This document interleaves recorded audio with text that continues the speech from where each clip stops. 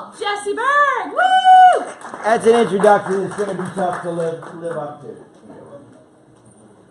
That's password.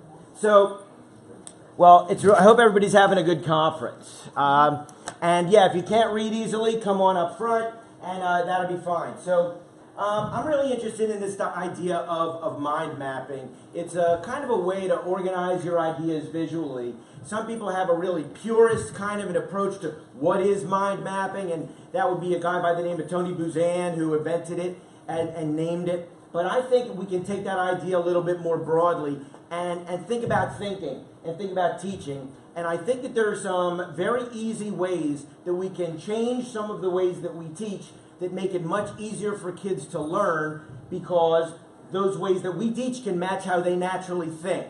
And that has a lot to do with cognitive science, but it doesn't necessarily have to feel scientific all the time. It can feel kind of intuitive and fun. It can almost tap into a whole different place in our mind when we're thinking about thinking and thinking about problem solving. So, a little bit of housekeeping. So, by the way, I'm on a web tool right now presenting to you. This is a web tool that I use an awful lot. It's called MindMup, and we'll be using it today. And so it's a live browser, and as long as the internet doesn't crash, we're doing great. But I don't really like PowerPoint that much. I eschew it, to tell you the truth, because I think it's cumbersome and it's linear and there's all sorts of issues with it when it comes to really thinking and learning. It's a good delivery method, but that's not how I do it. So first, a couple items for housekeeping. One, the link to this presentation will come off of my website, visualleap.com/events. I will also be publishing this web once I have some of the internal links straightened out. Right now it'd be and it'll work a little better then. But jot that down, and you'll have this entire web as a resource, because it's kind of a condensed version of more of a 3-hour workshop that I like to do. But I want you to have all the resources and ideas in there to dig in further if this is the kind of thing that connects. So, first thing I want to do is kind of jump right in and do a little group WEBSTORM. WEBSTORM's a term I coined. It kind of, well, you'll sort of see what it kind of means. It's sort of intuitive. Good. I want to learn about your P&C experience. So please, let's do this popcorn style, and anybody can shout out anything that struck them, they liked, open-ended question. We'll do this for about 3 or 4 minutes. What we like? Sure. Flexibility to go to any class. Not a big spelling guy, so we'll just have to go with that. Peer collaboration. Maybe a little.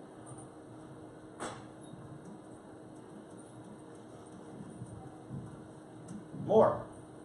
Networking. More. Large variety of classes. More. Chocolate. Yeah. More. Keynotes. Pardon me? Keynotes. More. Student innovators.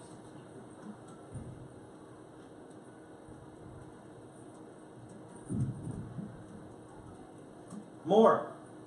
Technology-based instruction. I'm going to ask us to get a little more specific. Something that I can close my eyes and picture. Anything? Virtual reality. Keep your eyes open and picture. Did I say that?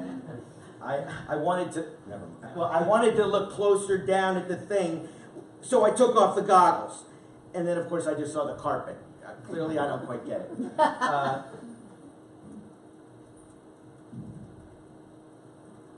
More. Apps. Lots and lots of apps. Give me one. Goober. Goober. Goobric. Goobric. Did I spell it right? No. Goobric. And more. Anywhere. Something that really connected. Another thing. Hasselblatt and Spiros.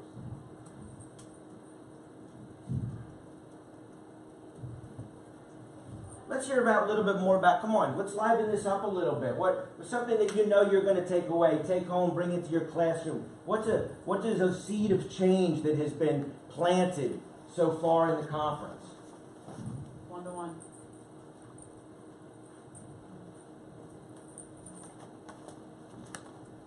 All right, one-to-one.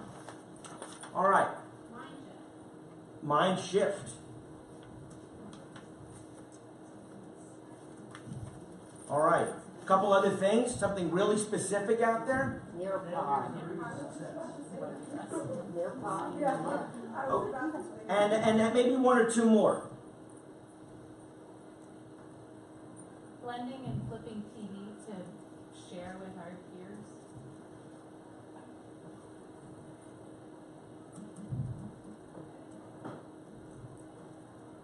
Okay, we're going to shift our task here a little bit.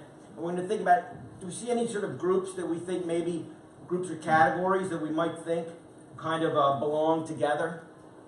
So the technology and the zeros and the alphabet. Where was the word technology? Technology in the base instruction? Yes. Okay, all right. That may be, okay, good. Let's go with it. I'm just going to drag, all right.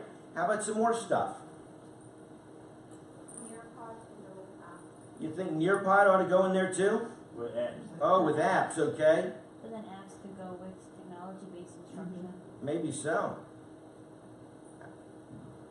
What's this mind shift all about? What do you mean mind shift? One-to-one. We mean one-to-one? Is that what we mean? One-to-one to technology. Mind shift seems like a psychology. Did I interpret that correctly or incorrectly? It's like changing the practices, changing the instruction, Huh. and how you're out. All right. Interesting. I see. So you have three things that seem to be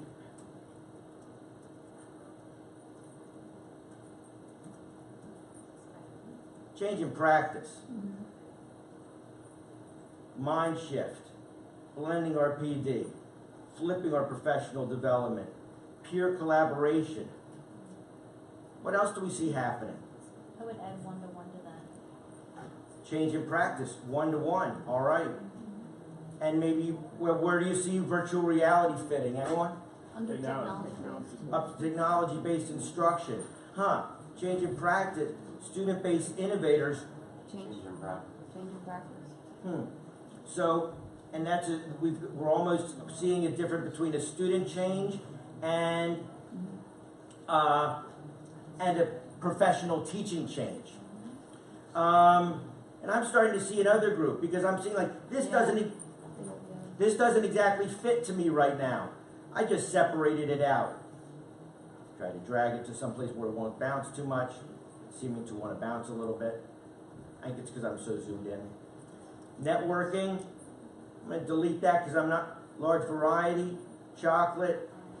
You know, wait a second. Now that I'm looking at these, I'm feeling comfortable with our change of practice. I'm feeling comfortable with this category which we're calling technology-based instruction. We got this other group. Any ideas for how we can handle that group? We call it like Pete experience and then add all those to it.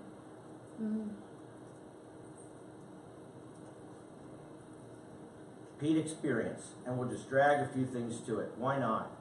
I want to just hover on that idea for a second because what you did was just a big deal. You demonstrated that we do not think linearly. And I would certainly agree that we don't think linearly, but we kind of proved it just now. We skipped all over the place, and our idea was all over the map. Nothing was grouped, nothing was categories, because ideas don't come out of a mind in order. Ideas come out of a mind in a scattershot form.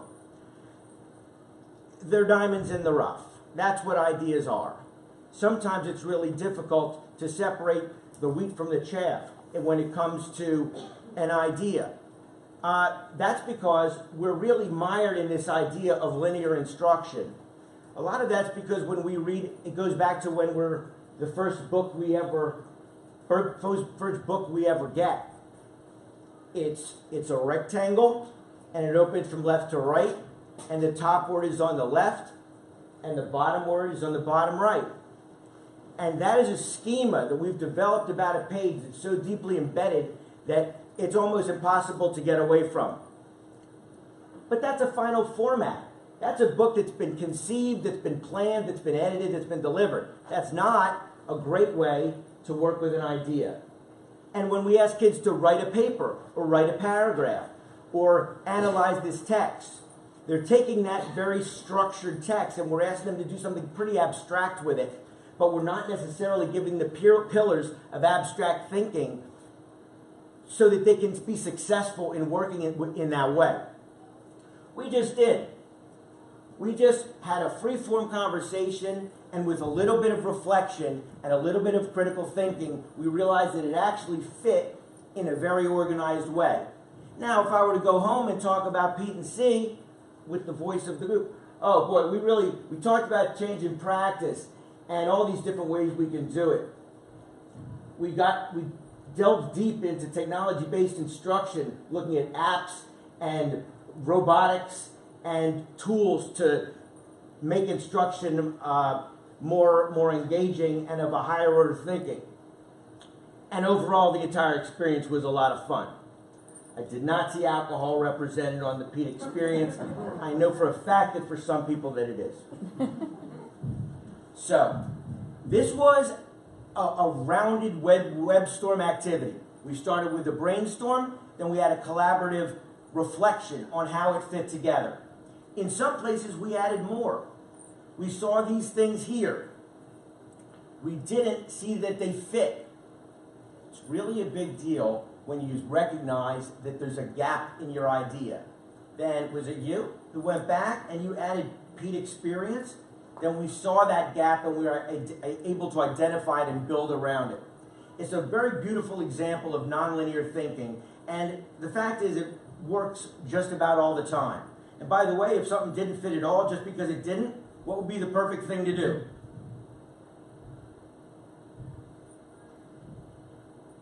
Anyway,